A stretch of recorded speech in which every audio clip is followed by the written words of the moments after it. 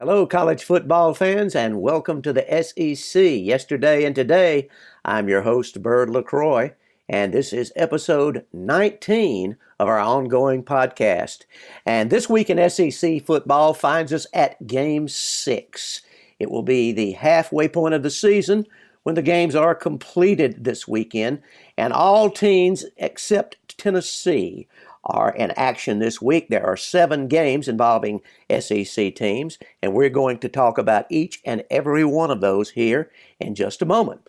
But before we do, why don't we take a look at the standings in both divisions, the SEC East and the SEC West. The Georgia Bulldogs and the Kentucky Wildcats are tied for the conference lead in the East with 3-0 conference records, both teams. Also, both teams have 5-0 records overall. The Florida Gators come in behind those two teams. They're 2-1 in the conference. That was a big win they had last week over Mississippi State in Starkville, 13-6. Gators, 2-1 in the conference. Overall, 4-1. South Carolina Gamecocks, losing again last weekend, are 1-2, and overall they're 2-2. The Missouri Tigers have not won a conference game. They've only played one. They're 0-1. They are 3-1 overall. Tennessee winless in the conference with an 0-2 record. They are 2-3 overall. And Vanderbilt 0-1 in the conference. They are 3-2 overall. Over to the West, there is a tie for first place between the Alabama Crimson Tide and the LSU Tigers. Both teams with a conference record of 2-0 and overall records of 5-0. Auburn and Texas A&M follow with records of 1-1 for both teams in the SEC. Auburn has a 4-1 record overall. Texas A&M is 3-2.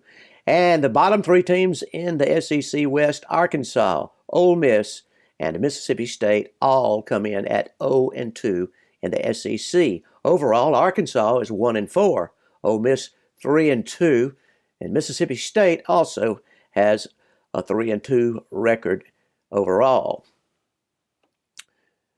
Let's look at a few statistics this week. Why don't we? We'll take a look at the leaders in rushing, passing, and so forth and so on. Individual leaders.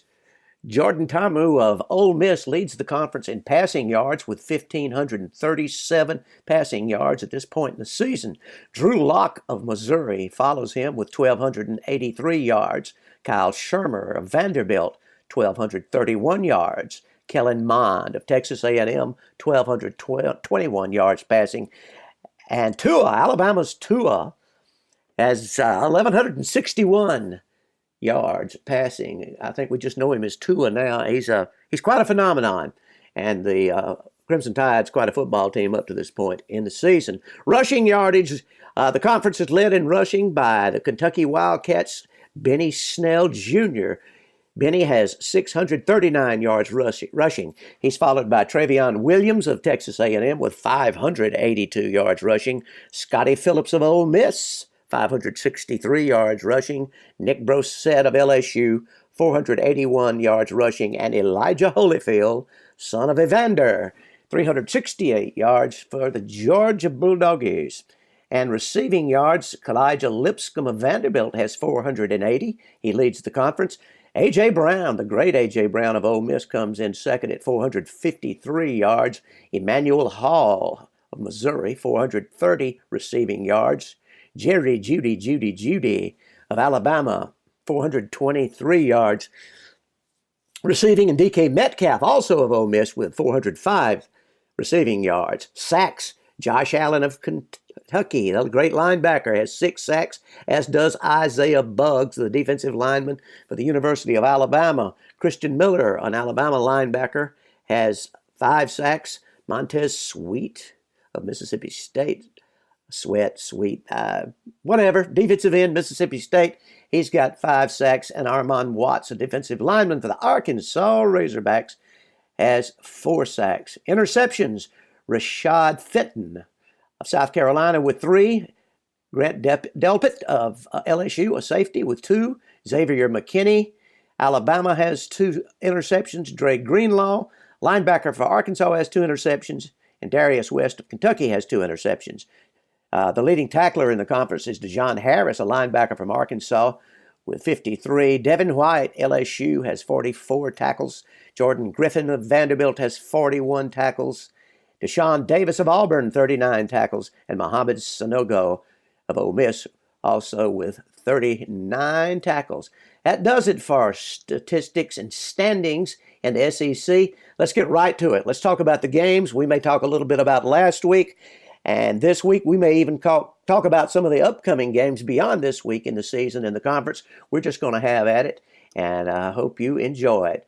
Let's start off with the A's. Let's go alphabetically. Alabama and Arkansas, the two top teams alphabetically. They're certainly not the two top teams in the conference. Alabama leads the West. Arkansas is at the bottom of the West, and they may be at the bottom of the SEC altogether. The Razorbacks struggling seriously. They host the Crimson Tide in Fayetteville this week. I don't think I'm going out on a limb and saying Alabama's going to win this football game. I'd be shocked. I'd be stunned. If I got up Sunday morning and somehow remembered that happened, I would think it was a bad dream. I might go back to bed and dream some more and let's see if we could. But it wouldn't be a bad dream if you were an Arkansas fan, and even for people pulling for the underdog to knock off the mighty Tide. But it won't happen. Arkansas is a 35-point underdog. I don't know about taking minus the points in Alabama, but definitely take Alabama to win in Fayetteville. And I imagine they will cover. Now, Arkansas did show a little bit last week against Texas A&M. A&M only beat them by 24-17, so it is tempting to take the points, Arkansas plus the points. But I don't see Arkansas scoring hardly anything, and I see Alabama scoring over 40 points against the Razorbacks. It just depends on what they get. You're looking at Alabama maybe 45-7. That's 38. So do what you will on that one. It's a tough call, but I wouldn't be surprised either way on that one. We move down to our Auburn Tigers going to Starkville to play Mississippi State. And if there ever was you really got to win this one, guys, it's that way for both teams. Now, if we're realistic, Mississippi State's out of it. They have lost in the conference to both Florida and Kentucky, and they're 2 games behind Alabama, and Alabama's not going to lose 2 conference games, I don't think. Stranger things have happened, but Mississippi State, for all intents and purposes, is probably out of the race, and if Auburn wants to hang on, they've got to go into Starkville on a muggy Saturday night this weekend and play Mississippi State and the Cowbells, and hopefully not the officials. But Auburn's struggling so hard on the offensive line and running the football. They don't, as we've moved into the season, it just doesn't seem like Auburn has the talent they typically have at running back and that they typically have on the offensive line. Losing 4 members off of last year's O-line, including Braden Smith and someone like Austin Golson, who played every position on the line, and others, has been too much to overcome. Auburn's had trouble getting a center in place that's serviceable. And the tackles, Prince Tago's doing pretty well. I suppose Harris is doing pretty well. Horton has struggled. He's been injured, as has Jack Driscoll. He's been injured. And adding injury to insult, we could say, makes it really tough for Auburn to run. Cam Martin did show some promise last week. He carried the ball 24 times for 90 yards. He bounced a couple out. And Calvin Ashley, number 70, showed a little promise at right tackle on a couple of those runs, helping Cam spring free on a couple of decent runs. So you're hoping that they can continue to gel, but with injuries and everything, it's going to be tough. Mississippi's front 4, front 7 even, is really tough on defense. And so you're looking at a low-scoring ball game, much like the Florida game last week. I think, over in Starkville, Florida winning that game 13-6. Mississippi State's only scored 2 touchdowns in the last 2 games, and they're struggling mightily. So don't look for them to score many, if any, points on Auburn, the number 1 defense in points allowed. That's what matters. Auburn has given up just over 300 yards in total offense. Their defense has, and that's very good. But the bottom line is points scored. Whoever scores the most points, what? Wins the game. Whoever scores the least loses the game. It's that simple.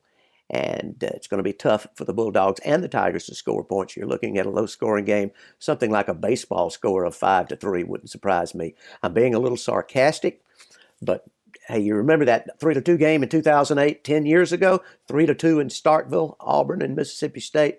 It was about as ugly as any game I've ever seen. This one might be ugly as well, but it's very important. And I am picking the Auburn Tigers to win and to cover in Starkville, Mississippi against the Mississippi State Bulldogs Saturday night at 7:30. By the way, that Alabama kickoff is at noon on ESPN this Saturday. Let's move right on down the line in our picks. And next, we have the Florida Gators and the LSU Tigers. This is going to be a good one, folks. One of the big three games in the conference this week. Auburn, Mississippi State is one of them. LSU and Florida is one of them, and also Kentucky and Texas A&M out in College Station. What I consider the biggest three games in the conference, depending on who you're pulling for. But overall, objectively, that's the way I see it. So what's going to happen in the swamp on Saturday night? Well, LSU comes in as a 2.5 favorite in the swamp. And the Bayou Bengals have been looking mighty good. I did mention that they were 2-0 in the conference, 5-0 overall. They're playing strong. They're running the football. Joe Burrow has been quite effective throwing the ball, and that defense has been lights out. The Gators under Dan Mullen, not lighting up the scoreboard last week, but playing some really good defense under Todd Grantham, their defensive coordinator. And I expect this to be another game, probably a little more high scoring than Auburn and Mississippi State, but I do see a very close game, and I expect LSU to come away from the swamp with a win. They're strong. They're on a roll. They believe in themselves. They've got confidence. And I'm taking LSU to defeat the Gators in the swamp, and I'm also picking them to cover. LSU minus 2.5. I think they'll win by at least a field goal, maybe even 7 to 10 points. We shall see. Now, the Georgia Bulldogies and the Vanderbilt Commodores. Vanderbilt surprised us last week by struggling mightily with Tennessee State. It was a tough ball game of inner-city schools within the same city of Nashville. Tennessee State making the 2.5-mile trip over to Vanderbilt and Dudley Field in Nashville.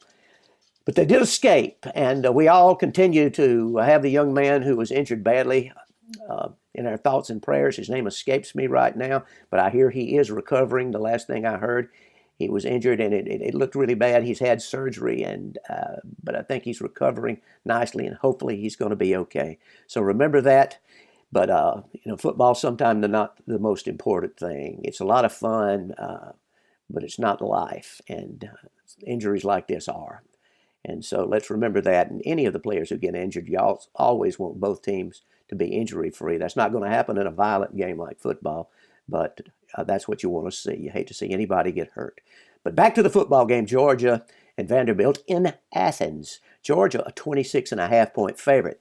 Now, I don't have much doubt that Georgia's going to win the football game. I'll declare it. Georgia's going to win. But are they going to cover Vanderbilt? I don't know. And I wouldn't touch that. If I was forced to pick, put a gun to my head, who are you going to pick? I might pick Vanderbilt to cover. I think Georgia might score 38, but Vanderbilt might score 14. That's right around that line. So 26.5-point favorite. So I'm looking for Vandy to cover, Georgia to win. And now the other big game, one of the big three in the conference this week, the Kentucky Wildcats. I mentioned travel to College Station to play Texas A&M, the Aggies at Kyle Field. This should be a really good football game, ladies and gentlemen. And by the way, Texas A&M is favored by 5.5 points over the undefeated Wildcats. I like Kentucky in the points. I like Kentucky to win this game. Now, that's not going to be an easy task. A&M is actually playing some defense, and we haven't seen much of that in recent years, even though they did have Myles Garrett and some other outstanding individual players on defense. As a team, they've had trouble stopping people. Well, they're doing much better this year, so I don't expect this to be a shootout, but Kentucky has been extremely strong on both offense and defense. And again, I see the Wildcats going in there take Kentucky in points. Hey, if A&M wins by a field goal, you still got the Cats plus 5.5, but I expect Kentucky to win the game. I believe they're for real. We have been wondering, could anybody challenge Georgia? Maybe they can. And they are a really good football team. Offense, defense, and special teams. We mentioned Benny Snell leading the conference in rushing. The quarterback play has come along well. The defense is strong. Kentucky Wildcats to win and to pick up those 5.5 points. That's some juice out in Texas A&M. Now, Ole Miss and Louisiana Monroe, you would think right off the bat. Well, Ole Miss is going to trample Louisiana Monroe. Well, Ole Miss is going to score some points. Now, they're a 21-point favorite, but Louisiana Monroe did beat Auburn's opponent last week, Southern Miss, I do believe. I'll have to go back and fact check that, but I think they did, and you might think of them as a pushover, but they're not going to be a pushover possibly for Ole Miss.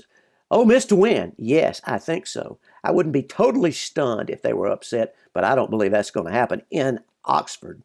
So we've got Ole Miss minus 21. Will they cover? That's tough to say. You got to think that Ole Miss will score at least 40 points in this game, but how many will Louisiana Monroe? That's one of those I wouldn't touch. Actually, I think the line has bet up. People are taking Louisiana Monroe. I think it may be up to 23 now. That was the initial line I had at 21, but I think it's bumped up. The wagering has been on Louisiana Monroe and the points. Do what you will there. I'm not going to sanction anything. And I'm not sanctioning anything any week. I'm just giving my opinion. It's as valid as anybody's opinion, as is yours. So whatever you think on that one, but Ole Miss to win, cover. Not a wise game, I don't think, to pick if you go that route. Over, under, I don't know. I don't bother with that. But that brings us to the last game in the conference that we're going to talk about and pick this week, and that's South Carolina and Missouri in Columbia. Which Columbia, you say? Missouri or South Carolina? Well, the game is being played at the home of the Gamecocks, South Carolina, and they are a 1-point favorite. That line opened at 2. It's now 1. People taking Missouri and the 2 points. Now, if you bet on Missouri, you're going to get them in 1 point. I like Missouri to win and cover as well. That's a tall order over in South Carolina, but South Carolina has been struggling. They were hammered pretty good by Kentucky. I think it was 24-10. They beat Vanderbilt, but they got beat 41-17 by Georgia, and they've had trouble moving the football. So Missouri has no trouble at all. Drew Lock has been a outstanding quarterback. He was second to Tamu of Ole Miss in yardage, I believe I mentioned a few minutes earlier, and I think Drew's going to light it up enough, certainly to beat South Carolina. I don't think South Carolina can score enough, so I do like Missouri to win and take the point. But we're going to find out. Anything else on the docket this week? I'm thinking back. I want to go back to Auburn and Mississippi State a minute because, as you know, I'm a homer. I'm an Auburn fan. We try to be objective when we look at the games, at who's going to win, and objectively at the players, the coaches, but Auburn's my favorite team. Now, that's not a secret to anybody, and I'd like to reminisce just a moment before I turn you loose about Auburn and Mississippi State. The first game I ever saw Auburn lose was to Mississippi State in 1963. What really hurt even worse that day, it was the first game I'd seen Auburn lose. I saw them beat Clemson 24-14 in 1961 on homecoming, the first game I ever attended. I saw them beat Georgia Tech in Legion Field the next year, 17-14. And so I was 2-0 coming into 1963 and on a roll in 63 as I saw Auburn defeat Kentucky and Florida before they played Mississippi State. I'd never seen them lose a football game. We went over to Jackson, Mississippi, where we were going to meet my brother. He had been in basic training out at Fort Polk, Louisiana, and we were going to meet him over around Newton, Mississippi, or somewhere like that. Maybe it was Jackson. So we said, hey, let's go to the ball game. We did that, and I remember it was kind of a misty day, overcast, and we stopped at a cafe in downtown Jackson for Mom and Dad to get some coffee. We may have been stopping to get lunch, but anyway, we went in there and I looked at the newspaper there, in the newspaper stand on the displayed prominently on the front page was a picture of a bulldog cutting a string with a tiger balancing himself precariously on it, and says Mississippi State snaps Auburn's winning streak. Auburn was 6-0, number 5 in the country. And you know where I'm headed with this. Yep. I mentioned they won. They did on I think it was a 35-yard field goal by Justin Canale with about 22 seconds to go. Well, when I started, as a kid back then, I was going to run down on the field and get a chin strap like I tried to do every week. And so it was 10-10. I looked up at the clock. Mississippi State was driving. I said, I got to get down to the field. So I'm running around the concourse to get down in through a portal to get down on the field, and I'm sprinting, and here comes a drunk guy at me, staggering wildly. I mean, I didn't know if the guy was going to be able to stand up. He had an empty pint whiskey bottle in his hand, and right before I reached him, he threw it on the concrete, and it shattered, and some of the pieces flew up against the fence, but at least I had my shoes on. I was pretty much a barefoot guy back then, but I did have my shoes on and did step in the glass, but I wasn't concerned about it. I kept on trucking down through the portal, down the steps, and onto the field. And Auburn, and I stood there and watched Auburn. Right before I got on the field, I watched Canale, missed Canale kicking the field goal, actually, and saw that he had done it on the scoreboard. He was in the process when I was making my run. But I did get a chin strap from Malin Kent. He was the backup quarterback to Jimmy Seidel that day. Auburn got off to a lead. Seidel scored on a touchdown run. Things looked good. There was some clock mismanagement. There was some trouble with the clock there at the end of the first half, and Auburn didn't manage to get a field goal and not get a touchdown, and that ultimately cost them the game in that snafu there at the end of the first half. But Mississippi State wins 13-10 in Starkville, my first loss as a kid, and I was shocked. But let's take my freshman year at Auburn now. The largest margin of victory for Auburn in the series is 56-0 in 1970. Sullivan and Beasley lit it up in Legion Field that night. It was a doubleheader. LSU, Alabama played that afternoon. LSU beat Alabama, and Auburn beat Mississippi State 56-0. So we will end it with that and tell you that we are glad you are listening to the SEC Yesterday and Today, episode 19.